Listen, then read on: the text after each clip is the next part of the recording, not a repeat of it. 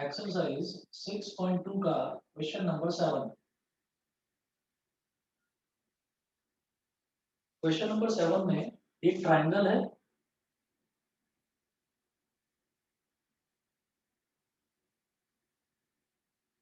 ए, B और सी। एक triangle है एबीसी। अब इसमें इन्होंने ये बोला कि prove that a line drawn through the midpoint of one side of a triangle। Triangle की किसी एक साइड के मिड पॉइंट से अगर एक लाइन ड्रॉ कर दी जाए, मतलब मान लीजिए AB का मिड पॉइंट ये है D, और D से एक लाइन ड्रॉ कर दी थर्ड साइड के पैरेलल, यानी कि BC के पैरेलल। तो इसके मिड पॉइंट से AB के मिड पॉइंट है D, इससे थर्ड साइड के पैरेलल एक लाइन ड्रॉ कर दी, तो ये वाला हमारा हो गया DE। तो मुझे ये प्रूव करना है given D is the midpoint of AB, D is the midpoint of AB and DE is parallel to BC and DE is parallel to BC। ये तो दे रखा है और मुझे प्रूव करना है इसमें कि E is the midpoint of AC। Eventually question clear है? Yes sir. ठीक है, E is the midpoint of AC। मुझे ये प्रूव करना है कि E AC का मिड पॉइंट है। अब देखिएगा कैसे प्रूव करेंगे इसको। देखो, हमें यहाँ पर बेसिक प्रोपोर्शनैलिटी थ्योरम यूज करनी है, और आप देखिएगा बेसिक प्रोपोर्शनैलिटी थ्योरम ये कहती है कि अगर किसी भी ट्राइंगल में एक साइड किसी दूसरी साइड के पैरेलल है, तो a line drawn intersecting the two sides parallel to the third side divides the other two lines in the same ratio। मतलब AD upon DB is equal to AE upon EC होता है। तो यहाँ पर देखो given है, मैं ये कहूंगा since it is given that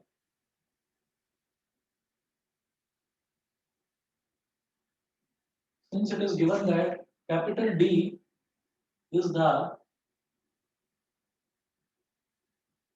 midpoint of EB, since it is given that capital D is the midpoint of EB, तो इसका मतलब ये जो AD है और ये जो DB है ये दोनों इक्वल हो गए। It implies that AD is equal to DB, और जब AD is equal to DB है तो मैं क्या कहूंगा, इसको DB को नीचे ले आऊंगा, तो AD अपॉन DB किसके बराबर हो गया? 1 के बराबर हो गया। बताइए ये चीज क्लियर है? Yes sir. ठीक है ना? तो AD अपॉन DB 1 के बराबर हो गया। ये इसी तरीके से है कि मान लीजिए हमको ये दे रखा हो कि 2x is equal to 4y दे रखा है, इस 4y को नीचे ले आओ, तो 2x अपॉन 4y ये 1 के बराबर हो गया। भाई इधर वाली पूरी टर्म इधर ले आया, तो यहाँ क्या बचा? राइट हैंड साइड में 1 ही तो बचा, तो AD upon DB is equal to 1 हो गया। अब देखिएगा अब क्या करना है। अब हम ये कहेंगे since DE is parallel to BC, since DE is parallel to BC, so by since DE is parallel to BC, so by इधर दिखाई नहीं दे रहा है, नीचे लिख रहा हूं, so by basic proportionality by basic proportionality theorem, जब DE BC के पैरेलल है तो AD upon DB is equal to AE upon EC। AD upon DB is equal to AE upon EC, ये हो गया। अब AD अपॉन DB जो है वो 1 के बराबर है, तो यहाँ लिख दीजिए 1 is equal to AE upon EC। तो अब EC को इधर मल्टीप्लाई कर दो, क्रॉस मल्टीप्लिकेशन, तो EC is equal to AE। अब आप ये देखिएगा जब EC AE के इक्वल हो गया तो इसका मतलब क्या है कि E is the midpoint of AC। It implies that E is the mid point of AC, और यही चीज मुझे प्रूव करनी थी। बताइए जी, समझ में आ गया? Yes sir. ठीक है, बाकी बच्चे बताइए, बाकी बच्चों को क्लियर है? Yes sir. Yes sir. ठीक है, चलिए जी, अब इसमें आपका जो दूसरा डाउट है वो है क्वेश्चन नंबर 9। क्वेश्चन नंबर 9 देखते हैं। क्वेश्चन नंबर 9 में दे रखा है ABCD is a trapezium in which AB is parallel to DC and its diagonals intersect each other at the point O. ठीक है, show that AO upon BO is equal to CO upon DO। तो पहले ना इन्होंने बोला कि ABCD is a trapezium। हमें ये पता होना चाहिए कि ट्रेपेजियम होता क्या है। ट्रेपेजियम एक ऐसा फोर साइडेड फिगर होती है। फोर साइडेड फिगर मतलब एक क्वाड्रिलेटरल होता है। तो ट्रेपेजियम एक ऐसा क्वाड्रिलेटरल होता है जिसमें दो साइड तो आपस में पैरेलल होती हैं, बाकी की दोनों साइड पैरेलल नहीं होती। तो हमने ट्रेपेजियम बना लिया।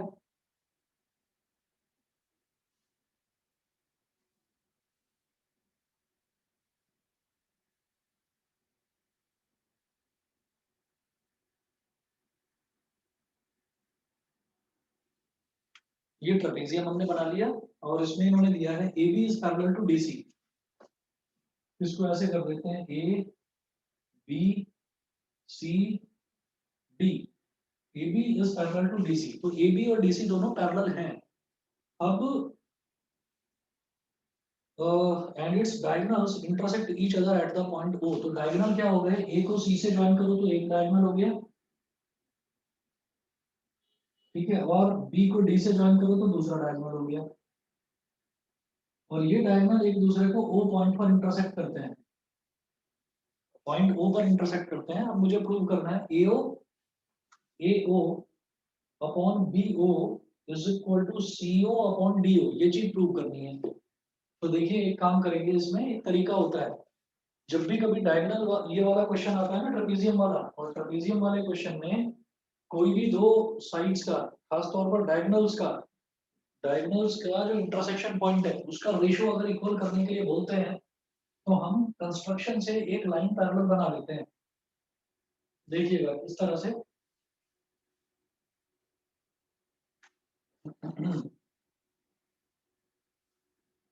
यहाँ आप लिखेंगे to prove AO upon BO is equal to CO upon DO। AO upon BO is equal to CO upon DO। ये चीज प्रूव करनी है। अच्छा, तो अब यहाँ पर कंस्ट्रक्शन,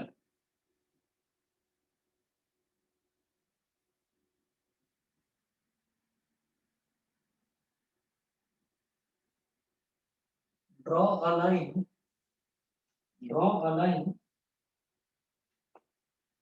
ABCD EF बोल देते हैं। ड्रॉ अ लाइन EF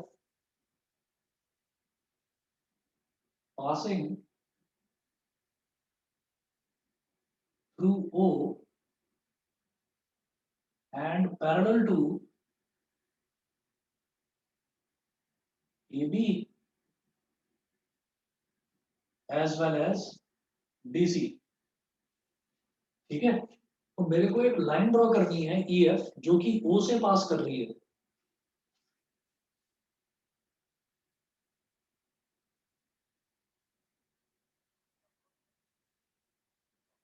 हमें एक लाइन ड्रॉ करनी है EF जो कि O से पास कर रही है।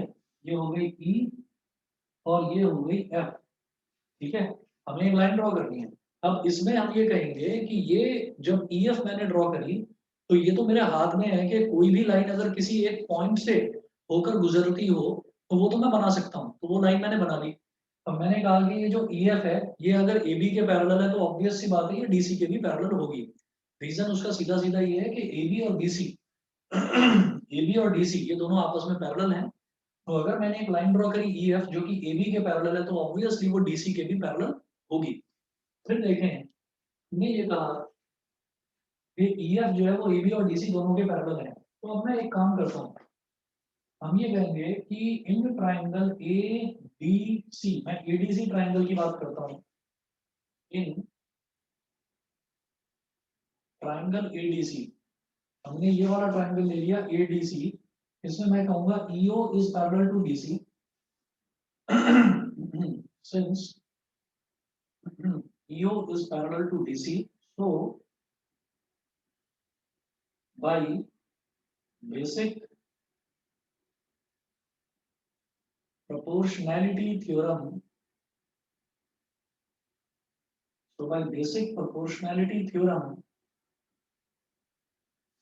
मैं ट्राइंगल किसकी बात कर रहा हूँ बेटा, सिर्फ इसकी ADC की। तो इसमें देखिए ये जो EO है ये DC के पैरेलल है, तो it will divide the other two sides in the same ratio, मतलब AE upon ED is equal to AO upon CO। सही है, हम कहेंगे AE upon ED is equal to AO upon CO। ये हो गई बेटा हमारी इक्वेशन नंबर 1। ठीक है, यहां तक बता दीजिए, सभी को क्लियर है इतना? Yes sir. ठीक है, अब मैं क्या करूंगा, अब आप ये देखिएगा कि अब मैं ट्राइंगल जानबूझकर मैं वही ट्राइंगल लूंगा जिसमें, जैसे यहाँ पर AE अपॉन ED आ रहा है, मैं जानबूझकर वो ट्राइंगल लूंगा जिसमें फिर से AE अपॉन ED आ जाए। तो अब मैं ट्राइंगल लेने वाला हूँ बेटा DBA।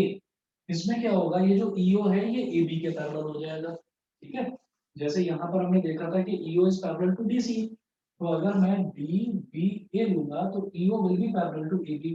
तो लिखेंगे इन ट्राइंगल DBA, पहले लिया था ADC, तो ये जो EO है ये DC के पैरेलल हो गया। अब लूंगा DBA ताकि ये जो EO है ये AB के पैरेलल हो जाए। तो in triangle DBA since EO is parallel to AB, EO is parallel to AB, so by basic proportionality theorem, by basic proportionality theorem, अब मैं क्या कहूंगा, यहां पर हम ये कहेंगे बेटा DO upon BO is equal to ये DE upon AE, DO upon BO is equal to DE upon AE। तो DE को आप ED भी बोल सकते हो, तो ED अपॉन AE लिख लो, ED अपॉन AE। ठीक है, और ये करने के बाद में फिर मैं क्या करूंगा, taking reciprocal on both sides. ये जो इक्वेशन है, ये इक्वेशन क्लियर है, बताइए बेटा, ये इक्वेशन क्लियर है? Yes sir. है ना, तो Yes, अब sir. इसका दोनों तरफ हम रेसिप्रोकल ले लेंगे, taking reciprocal on both sides.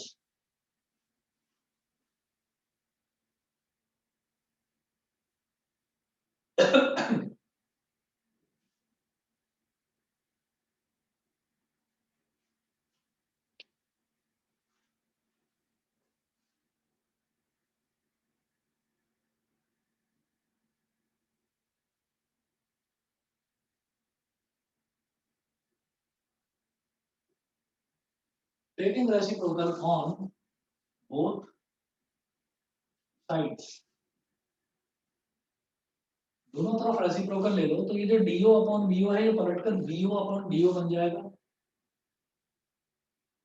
BO upon DO। और ये जो ED अपॉन AE है ये पलटकर AE अपॉन ED बन जाएगा, और इसको मैं बोल दूंगा इक्वेशन नंबर 2। ठीक है, अब आप ये देखिएगा ऐसा क्यों करा गया, यहाँ पर देखो इक्वेशन नंबर 1 में भी AE अपॉन ED था, और इक्वेशन नंबर 2 में भी AE अपॉन ED है। इक्वेशन नंबर 1 भी AE अपॉन ED के इक्वल है, AO upon CO। Equation number 2 में हम बोल रहे हैं कि BO अपॉन DO, ये भी AE अपॉन ED के इक्वल है। तो मैं ये कहूंगा कि equating equation 1 and 2, equating first and second, equating equation 1 and equation 2, equation 1 और इक्वेशन 2 को इक्वेट कर देंगे, तो ये आ गया AO upon CO is equal to BO upon DO। ठीक है, अब क्या करिए, अब आप ये देखिए, ये जो CO है, इस CO को इधर ले जाओ और इस BO को इधर ले जाओ। हम ऐसा कर सकते हैं, कोई प्रॉब्लम नहीं है। आप क्रॉस मल्टीप्लीकेशन करेंगे तो भी ये काम आप कर सकते हैं। आपने क्या करा, इस CO को तो यहाँ मल्टीप्लाई कर दिया और इस BO को यहाँ ले आए। तो ये हो गया AO upon BO is equal to CO upon DO, और यही चीज मुझे प्रूव करनी थी। बताइए बेटा, क्लियर, समझ गए? Yes sir. दिव्यांशी बोलो, समझ में आ गया? Yes sir. ठीक है, इसके बाद बताइए बेटा, और किसी सर क्वेश्चन 6.5 में से डाउट था। 6.5 में बताओ कौन सा? सर क्वेश्चन नंबर 6 और 7। क्वेश्चन नंबर 6 और 7 अभी बताता हूँ।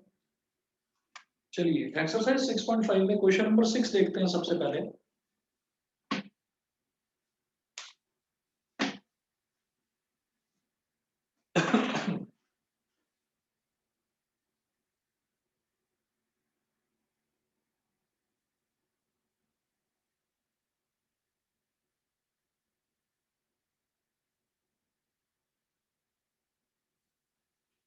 एक्सरसाइज 6.5 का क्वेश्चन नंबर 6 है, ABC is an equilateral triangle of side 2A, find each of its altitude। ठीक है, find each of its altitudes, मुझे इसका ऑल्टीट्यूड कैलकुलेट करना है, इक्विलेटरल ट्रायंगल का ऑल्टीट्यूड। देखो,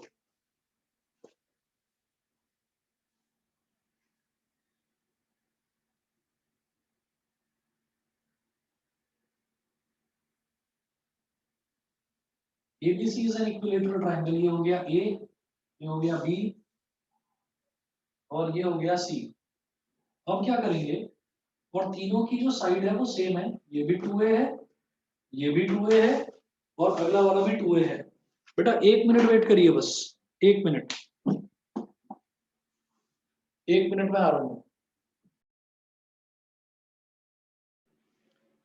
चलिए जी, अब आप देखिएगा कि ये ना एक प्रॉपर्टी होती है खास, कि कभी भी मैं किसी भी इक्विलेटरल ट्रायंगल की बात करूं या आइसोसेलेस ट्रायंगल की बात करूं, तो वहां पर जब हम कोई भी ऑल्टीट्यूड ड्रॉप करते हैं तो वो सामने वाली साइड को बाइसेक्ट कर देती है और साथ साथ परपेंडिकुलरली बाइसेक्ट करती है।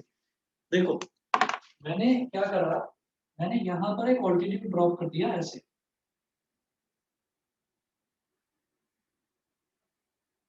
एक ऑल्टीट्यूड ऐसे ड्रॉप कर दिया, तो ये भी 2A है, ये भी 2A है और ये वाली साइड भी 2A है, तो इसका ये वाला लेंथ भी A हो गया, ये वाला लेंथ भी A हो गया, और मैंने इसको बोल दिया D, तो AD हो गया ऑल्टीट्यूड। यहाँ तक क्लियर है? बताइए। Yes sir. ठीक है, AD इसका ऑल्टीट्यूड हो गया, और अब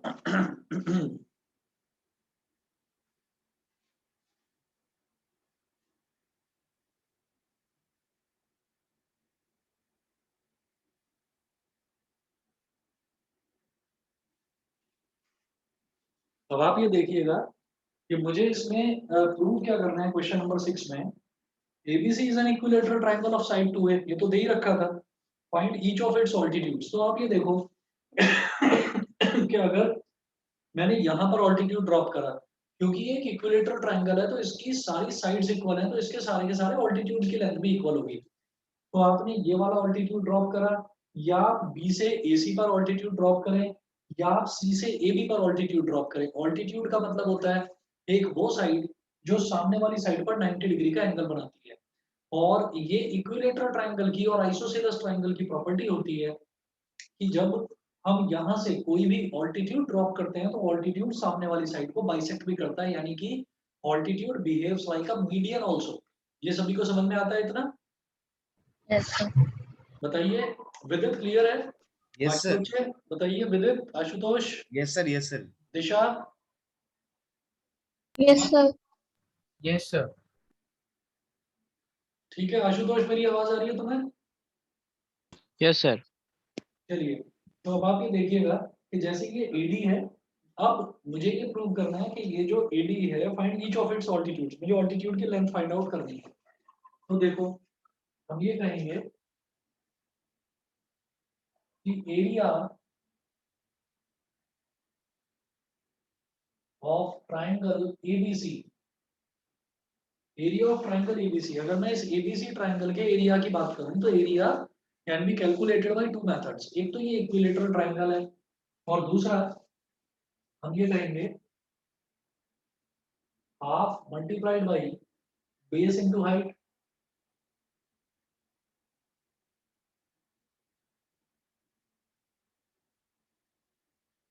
half multiplied by base into height, एक तो ये कर दिया, half multiplied by base into height is equal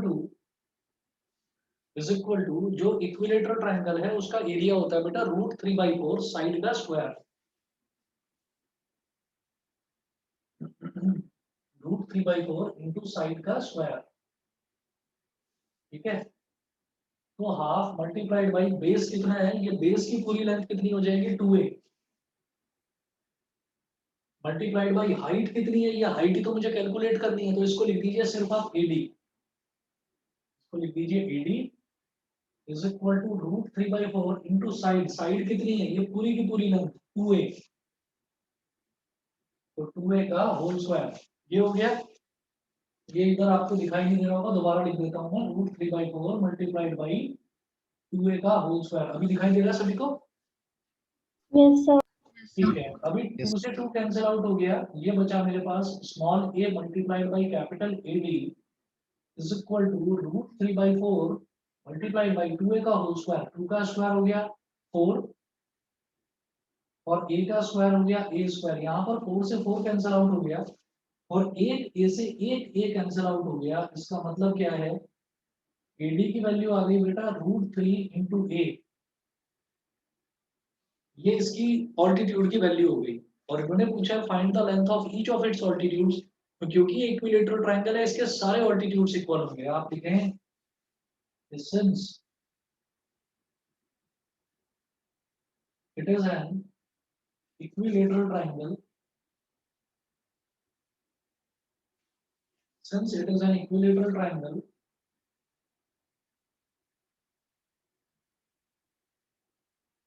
so the length of each of its altitudes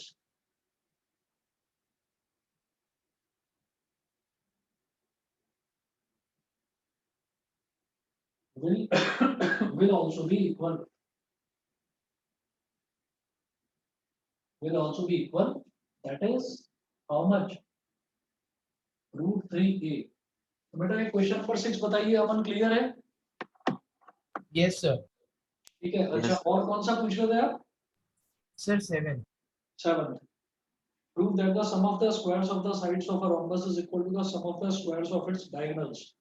ठीक है, यहाँ पर rhombus की एक प्रॉपर्टी यूज करनी पड़ेगी।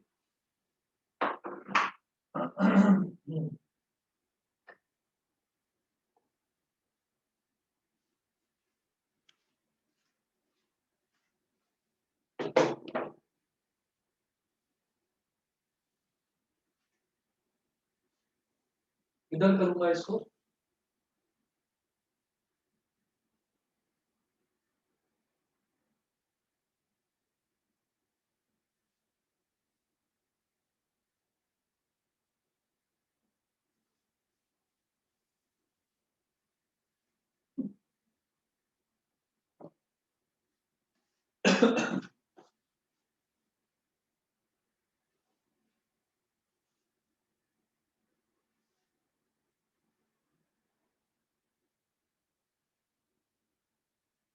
क्वेश्चन नंबर 7 में prove that the sum of the squares sum of the squares of the sides of a rhombus, sum of the squares of the sides of a rhombus। ठीक है, तो पहले एक rhombus बनाइए।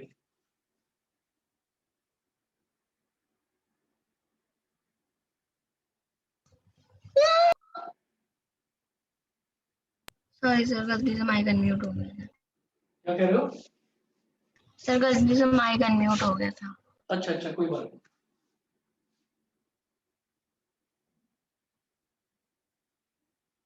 ये रोम्बस है। Rhombus क्या होता है, जिसकी चारों की चारों साइड्स इक्वल होती हैं।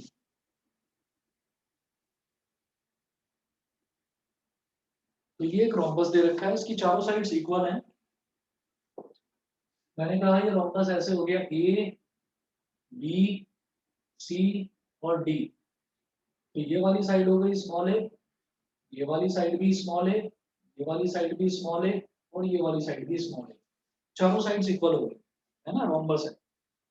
Prove that the sum of the squares of the sides of a rhombus is equal to the sum of the squares of its diagonals. Sum of the squares of its diagonals. तो एक diagonal ये हो गया AC, और एक diagonal ये हो गया BD। जो डायगोनल होते हैं ना रोम्बस के डायगोनल, उनकी खास प्रॉपर्टी ये होती है, the diagonals of a rhombus bisect each other perpendicularly। Rhombus जो होता है, रोम्बस के जो डायगोनल्स हैं वो एक दूसरे को बाइसेक्ट करते हैं, मोरोवर 90 डिग्री पर बाइसेक्ट करते हैं। तो हम ये कहेंगे कि ये वाला पॉइंट जो सेंट्रल पॉइंट है इसको बोल दीजिए O, ये भी 90 डिग्री, ये भी 90 डिग्री, ये भी 90 डिग्री, और ये भी 90 डिग्री। हम ये कहेंगे we know that, पहले तो देखिए प्रूव क्या करना है। To prove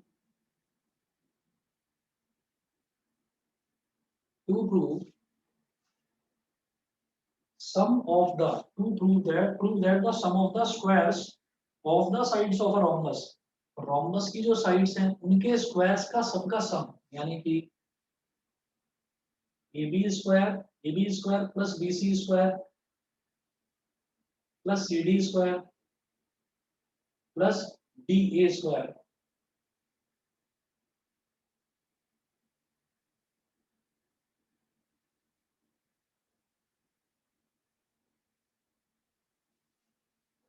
to prove AB square plus BC square plus CD square plus DA square, ये तो हो गया sum of the squares of the sides of a rhombus is equal to the sum of the squares of its diagonals, sum of the squares of its diagonals। ठीक, तो diagonals क्या हो गया बेटा, AC का स्क्वायर प्लस BD का square. ठीक है, अब आप ये देखिएगा, इसके सॉल्यूशन में देखिए, मैं ये कहूंगा we know that diagonals of a rhombus bisect each other perpendicularly।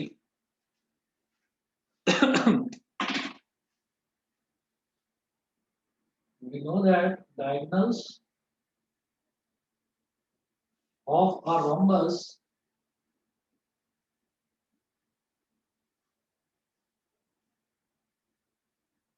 bisect each other perpendicularly।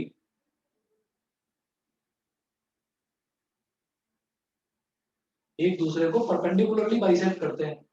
ठीक है, मैंने क्या करा कि ये जो AO है बाइसेक्ट कर रहा है, तो इसका मतलब AO is equal to CO।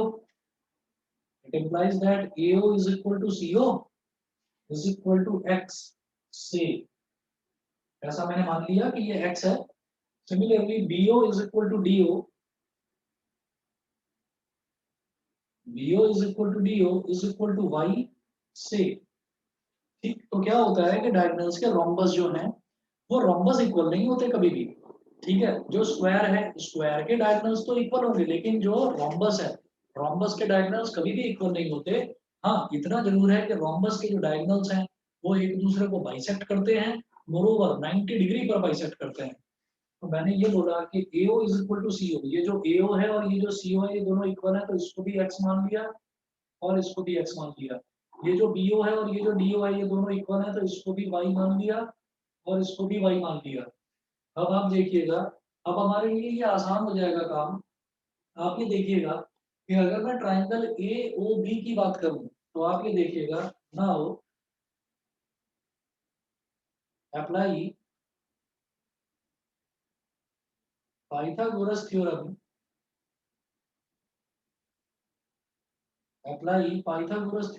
In triangle AOB में पाइथागोरस थ्योरम लगा दीजिए। Apply Pythagoras theorem in triangle AOB।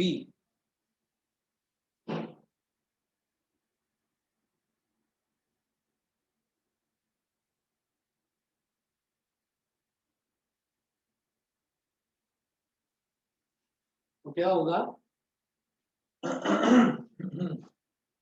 x का स्क्वायर प्लस y का स्क्वायर इज इक्वल टू, ये हाइपोटेन्यूज है, इज इक्वल टू a का स्क्वायर,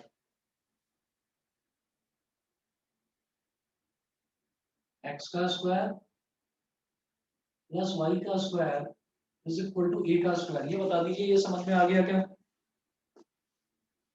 यस सर। अगर ये समझ में आ गया है तो नेक्स्ट मैं क्या करूंगा, मैं कहूंगा कि multiply by 4 on both sides, multiply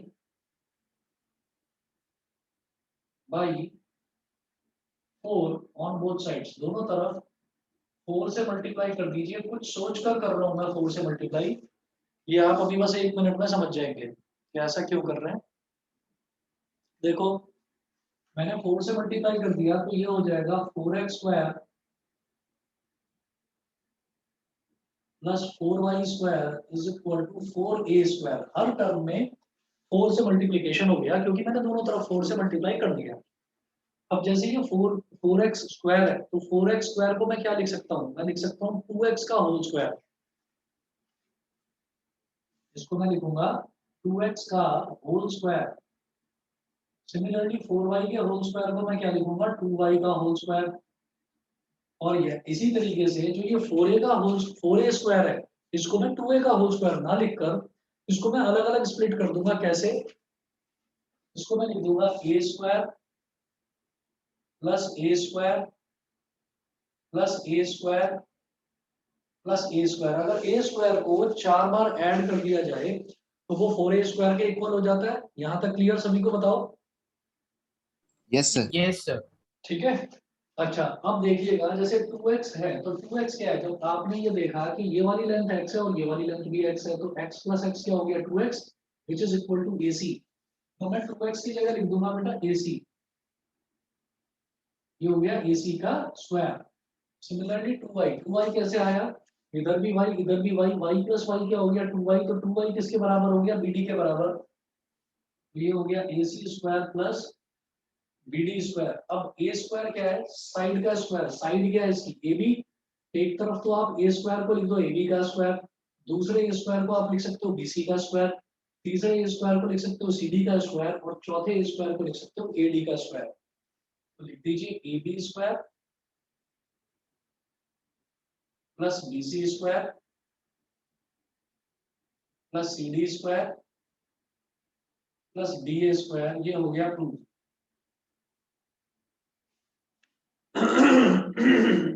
बताइए जी, समझ गए? Yes, sir. बाकी बच्चे बताइए, दिशा, दिव्यांशी, Yes, sir. क्लियर है? आशुतोष, विदित, बताओ। Yes, sir. Yes sir. Yes. ठीक है, चलिए जी। और बताइए, इसके अलावा और किसी बच्चे ने कोई क्वेश्चन ट्राई कराओ? नहीं? चलिए ठीक है, मैं एक काम करता हूँ इसमें एक्सरसाइज 6.5 का क्वेश्चन नंबर 1 जो है, क्वेश्चन नंबर 1 के 4 पार्ट्स दे रखे हैं, मैं एक पार्ट कराऊंगा, बाकी पार्ट आप देखना कैसे करना है। 1 में दे रखा है sides of triangles are given below, कि कोई 4 ट्राइंगल्स हैं, उनकी साइड्स दे रखी है, तो 4 अलग अलग पार्ट्स हो गए। First part, second part, third part, fourth part. Determine which of them are right triangles, in case of a right triangle write the length of its hypotenuse. हमें ये बताना है कि ये जो 4 ट्राइंगल्स दे रखे हैं, इन 4 ट्राइंगल में राइट ट्राइंगल कौन सा है। तो राइट ट्राइंगल के लिए हम ये देखते हैं कि पाइथागोरस थ्योरम ये सजेस्ट करती है कि दो साइड्स के स्क्वायर्स का सम, दो साइड्स के स्क्वायर्स का सम तीसरी साइड के स्क्वायर के बराबर होता है। और वो जो तीसरी वाली साइड होती है वो हाइपोटेन्यूज कहलाती है और वो सबसे लंबी साइड होती है। तो यानी कि सबसे लंबी साइड के स्क्वायर, सबसे लंबी साइड का जो स्क्वायर होता है वो बाकी की दोनों साइड्स के स्क्वायर्स के सम के बराबर होता है। ठीक है, तो मैं क्या करूंगा, मैं इसमें आपको फोर्थ पार्ट करके बता रहा हूँ इसका, बस एक्सरसाइज 6.5 का क्वेश्चन नंबर 1 का फोर्थ पार्ट। बाकी के तीनों पार्ट आप ट्राई करना, जो ना आए पूछ लेना। फोर्थ पार्ट में length of all three sides of a triangle, length of all three sides of a triangle are given. Length of all three sides of a triangle are given as क्या दे रखा है 13 centimetre 12 centimetre 5 centimetre are given as 13 centimetre 12 centimetre and 5 centimetre. तो ये तीन sides की length दे रखी है। मैं ये जानता हूं कि सबसे लंबी वाली जो साइड है उसका स्क्वायर बाकी की दोनों साइड्स के स्क्वायर्स के सम के अगर बराबर आ गया तो मैं कहूंगा Pythagoras theorem is verified and therefore the given triangle is a right triangle. तो हम ये कहेंगे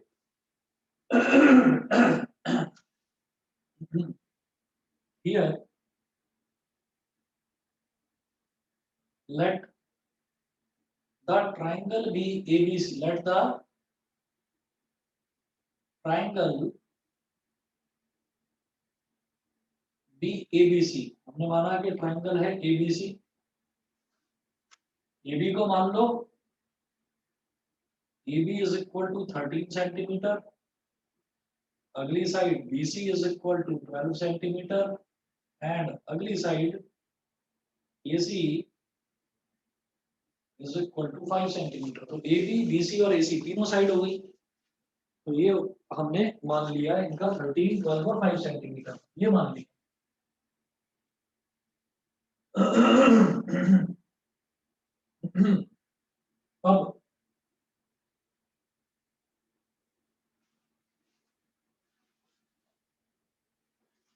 अब देखिएगा मैं यहाँ पर सबसे लंबी साइड का स्क्वायर चेक करता हूँ तो AB का square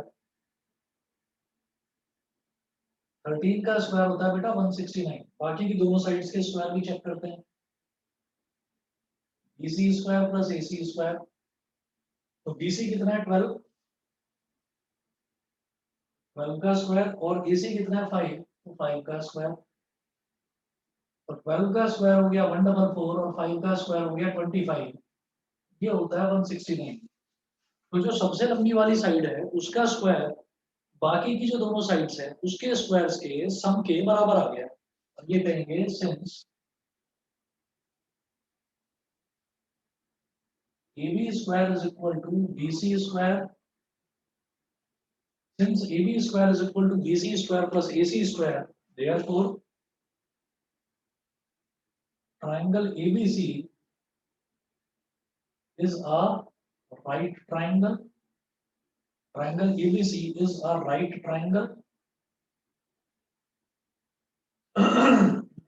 Is a right triangle where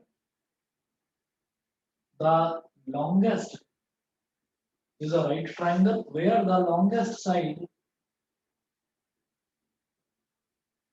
AB is equal to 13 centimetre is the hypotenuse। उन्होंने बोला था कि अगर कोई राइट ट्रायंगल है तो उसका हाइपोटेन्यूज बताइए।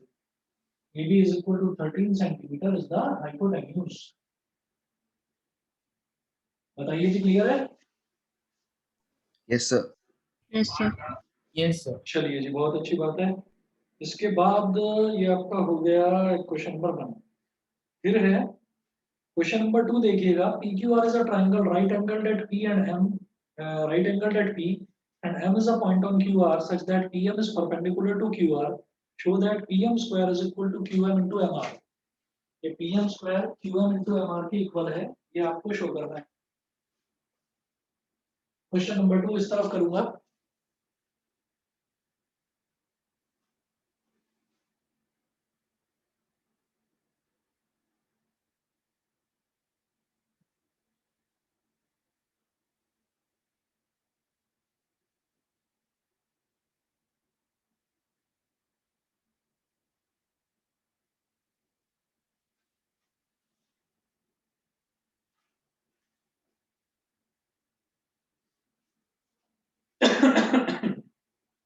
क्वेश्चन नंबर 2 में देखिएगा,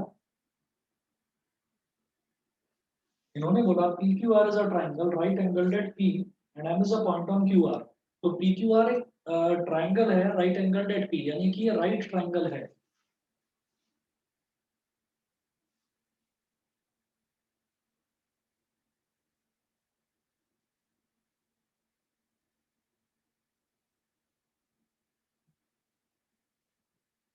राइट एंगल एट पी, तो यहाँ बना लीजिए पी, इधर बना लीजिए क्यू, और इधर बना लीजिए आर। तो P Q R is a triangle right angle at P.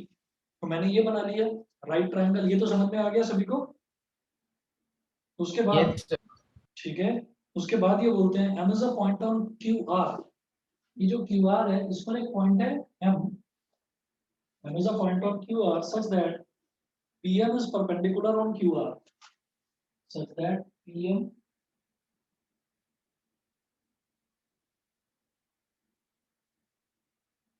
M is perpendicular on Q R. ठीक है, तो पी एम जो है वो क्यू आर पर परपेंडिकुलर है, show that P M square is equal to Q M into M R, given PM is perpendicular on QR। ये जो PM है ये QR पर परपेंडिकुलर है, ये तो दे रखा है, और मुझे शो क्या करना है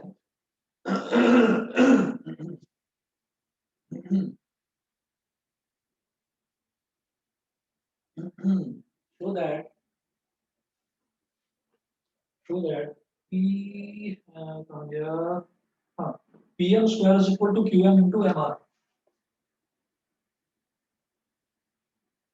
PM square is equal to QM into MR, ये चीज हमें शो करनी है। ठीक है, तो अब आप ये देखिएगा कि इसको किस तरीके से प्रूव करेंगे। देखो, हमें QM इंटू एम आर करना है, यानी कि एक तो ये QM भी चाहिए मुझे और एक ये MR भी चाहिए। तो इसको किस तरीके से करा जा सकता है, आप ये देखिए कि PM का स्क्वायर चाहिए, तो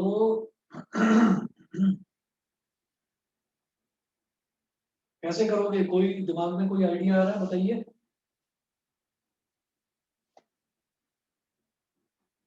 हाँ, हम एक काम कर सकते हैं, अगर आपको याद हो तो हमने ये देखा कि यहाँ पर जो ट्राइंगल है वो ट्राइंगल कितने हैं, राइट ट्राइंगल कितने हैं, 3 राइट ट्राइंगल है।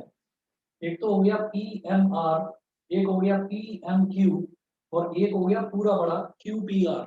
ठीक, तो मैं यहाँ पर ये कर सकता हूँ कि एक बार तो छोटे वाले ट्राइंगल को बड़े वाले ट्राइंगल के सिमिलर प्रूव कर दूं, एक बार जो ये ऊपर जो छोटा वाला ट्राइंगल है इसको पूरे बड़े वाले ट्राइंगल के सिमिलर प्रूव कर दूं, फिर शायद कहीं बात बन जाएगी। तो हम ये कहते हैं कि in triangle P M R इसका प्रूफ देखेंगे,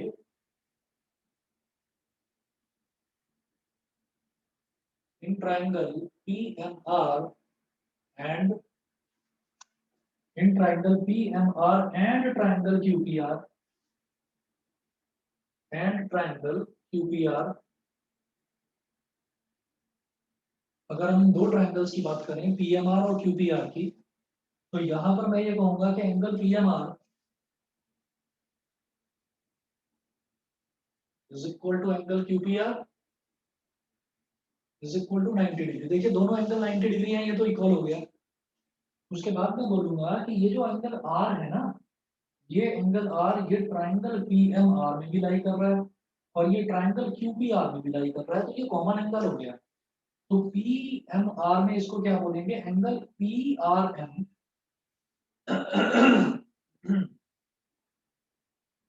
इज इक्वल टू, और जो बड़ा ट्राइंगल है क्यू पी आर उसमें क्या बोलेंगे, एंगल क्यू आर पी या पी आर क्यू, मर्जी है आपकी, एंगल क्यू आर पी, कुछ भी बोलिए बस आर बीच में आना चाहिए। तो ये हो गया कॉमन एंगल, ये हो गया कॉमन एंगल। तो अब हमारे पास दो एंगल सेम आ गए, जब दो एंगल सेम आ जाते हैं तो हम बोलेंगे भाई डबल ए सिमिलैरिटी क्राइटेरिया। तो यहां लिखेंगे भाई डबल ए सिमिलैरिटी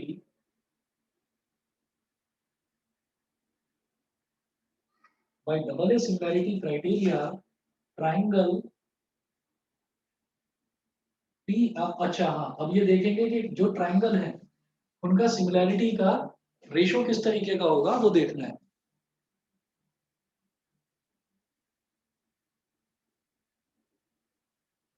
बेटा बस 1 मिनट के लिए वीडियो मेरी पॉज होगी, 1 मिनट रुकिए बस।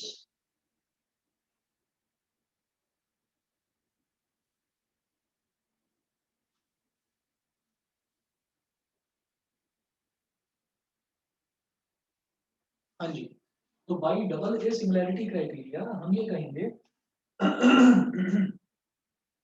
कि यहाँ पर पहला इधर एंगल देखिए कि इधर ये वाला एंगल m और ये वाला एंगल p, एंगल जो है एंगल वाला अल्फाबेट हमेशा बीच में लिखा जाता है। तो इधर एंगल m और इधर एंगल p ये इक्वल है, तो इधर लिखिए बेटा पहले m लिखो इधर, फिर इधर लिखो p, फिर देखिए इस वाले का यहाँ पर r और r इक्वल है, तो यहाँ पर बाद में लिख लो r, तो इधर भी बाद में r लिख लो। तो अब आप ये देखिए PMR में आपने MR लिख लिया तो एक अल्फाबेट बचा, क्या बचा? P बचा, तो P को यहाँ लिख लो, पहले लिख लो। और QPR में क्या बचा? एक अल्फाबेट बचा Q, तो Q को भी पहले लिख लो। जब बचा हुआ अल्फाबेट P यहाँ पर पहले लिखा था, तो बचा हुआ अल्फाबेट Q यहाँ पर भी पहले लिखेंगे। इधर ट्राइंगल का सिंबल बनाओ, इधर ट्राइंगल का सिंबल बनाओ, बीच में सिमिलैरिटी का सिंबल। बताइए जी, क्लियर है इतना? Yes. Yes, sir. इतना समझ में आ गया? आशुतोष, दिशा, विदित, Divyanshi? Yes, sir. Yes, sir. ठीक है, चलिए जी मैं आगे चलता हूँ। अब देखते हैं पहला दूसरा alphabet, it implies that PM upon इसका पहला दूसरा alphabet QP, PM upon QP, इसका दूसरा तीसरा अल्फाबेट MR और इसका दूसरा तीसरा अल्फाबेट PR। ठीक है, इसका पहला तीसरा अल्फाबेट PR और इसका पहला तीसरा अल्फाबेट QR। ये हो गया। अब आप ये देखिएगा कि यहाँ पर हमने ये रेशो ले लिया PM upon QP, PM upon QP और MR अपॉन PR। ठीक है, तो यहाँ पर एक तो मुझे PM स्क्वायर चाहिए, QM चाहिए और MR चाहिए। तो मुझे क्या मिल रहा है यहाँ पर? PM मिल रहा है, PM स्क्वायर तो नहीं मिल रहा, चलिए कोई बात नहीं, PM मिल गया और QM नहीं मिल रहा, लेकिन MR मिल रहा है। तो मेरे काम का ये वाला दोनों जो रेशो हैं ये मेरे काम के हैं। ठीक है, मैंने अभी इतना लिख लिया, मैं इसको लिखूंगा PM अपॉन QP को आप PQ लिख लीजिए, वो आपकी मर्जी है, QP भी लिखा रहने दोगे तो भी कोई बात नहीं, is equal to MR upon PR। ठीक है, इसको मैंने बोल दिया इक्वेशन नंबर 1। ये करने के बाद में फिर मैं क्या करूंगा, मैंने अभी क्या करा, मैंने इस छोटे वाले ट्राइंगल को बड़े वाले ट्राइंगल के सिमिलर प्रूव कर दिया। अब क्या करूंगा, जो ये वाला छोटा ट्राइंगल है इसको बड़े ट्राइंगल के सिमिलर प्रूव करेंगे। देखिएगा, अब मैं कहूंगा in triangle PMQ now in triangle PMQ and triangle QPR and triangle QPR, PMQ and QPR। तो जब मैं PMQ की बात करूंगा तो ये वाला एंगल है 90 डिग्री, तो angle PMQ is equal to angle QPR is equal to 90 degree. तो दोनों 90 डिग्री के एंगल हैं, एक एंगल तो ये इक्वल हो गया। दूसरा मैं देखूंगा कि ये जो Q वाला एंगल है ये इसमें PMQ में भी लाई कर रहा है और बड़े ट्राइंगल QPR में भी लाई कर रहा है। तो हम कहेंगे angle PQM is equal to angle PQR। Reason में लिख दीजिए बेटा कॉमन एंगल, ये कॉमन एंगल हो गया। उसके बाद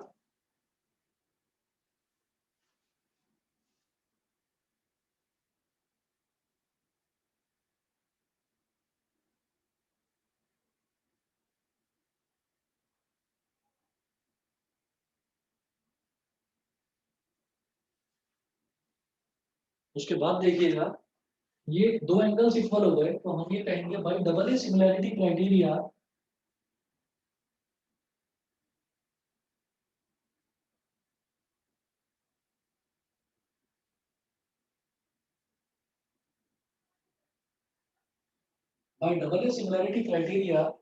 कौन कौन से ट्राइंगल सिमिलर होंगे? इस वाले ट्राइंगल का एंगल M और इस वाले ट्राइंगल का P। तो पहले यहाँ लिखेंगे M और इधर लिखेंगे P, फिर इस वाले ट्राइंगल का Q और इसका भी Q, तो इसके बाद में लिख लो Q, तो इसके भी बाद में लिख लो Q। अब देखिए यहाँ पर मैंने MQ लिख लिया तो एक अल्फाबेट बचा P, तो P को इसके पहले लिख लो, ट्राइंगल PMQ। ये जो PQ है ये PQ आ गया। अब क्या बचा इसमें? अल्फाबेट R बचा, तो जो बचा हुआ अल्फाबेट है वो यहाँ पर पहले लिखा, तो इसमें अल्फाबेट R बचा है, तो बचे हुए अल्फाबेट को यहाँ पर भी पहले लिखेंगे। तो triangle PMQ is similar to triangle RPQ। तो यहाँ से सीक्वेंस तो समझ में आ गया आपको कैसे लिखते हैं? Yes, sir. चलिए जी आगे चलता हूँ फिर देखते हैं अल्फाबेट। पहला दूसरा अल्फाबेट है PM और इसका पहला दूसरा अल्फाबेट है RP। PM upon RP, RP बोल दो या PR बोल दो, एक ही बात है, is equal to MQ upon PQ, MQ upon PQ, ठीक है, इज इक्वल टू पहला तीसरा अल्फाबेट PQ अपॉन RQ, ठीक है। तो ये यहां से एक चीज समझ में आती है कि अब मुझे तो PM का स्क्वायर चाहिए, तो मुझे PM का स्क्वायर चाहिए, तो फिर ये वाला ले लेते हैं, ये वाला ले लेते हैं। हम ये कहेंगे PM upon PR is equal to, ये जो MQ है, इस MQ की जगह आप QM लिख दें क्योंकि QM चाहिए मुझे प्रूफ में, QM upon PQ, equation number 2। अब क्या करो, अब आप क्या करिए, इक्वेशन नंबर 1 और इक्वेशन नंबर 2 दोनों को मल्टीप्लाई कर दो, मल्टीप्लाई करके शायद बात बन जाएगी। मल्टीप्लाई इक्वेशन 1 एंड 2 दोनों को मल्टीप्लाई करो, तो first equation PM upon PQ, second equation PM upon PR, मतलब दोनों के लेफ्ट हैंड साइड आपस में मल्टीप्लाई हो गए और राइट हैंड साइड भी मल्टीप्लाई हो जाएंगे। तो ये राइट हैंड साइड क्या हो गया, इसका हो गया QM अपॉन PQ और इसका क्या हो गया MR अपॉन PR। अब आप देखिए इसके डिनोमिनेटर में PQ है, इसके डिनोमिनेटर में PQ कट गया, इसके डिनोमिनेटर में PR, इसके डिनोमिनेटर में PR कट गया। PM इंटू PM क्या हो गया, PM स्क्वायर और QM इंटू MR, यही तो मुझे चाहिए था राइट हैंड साइड में, QM इंटू MR।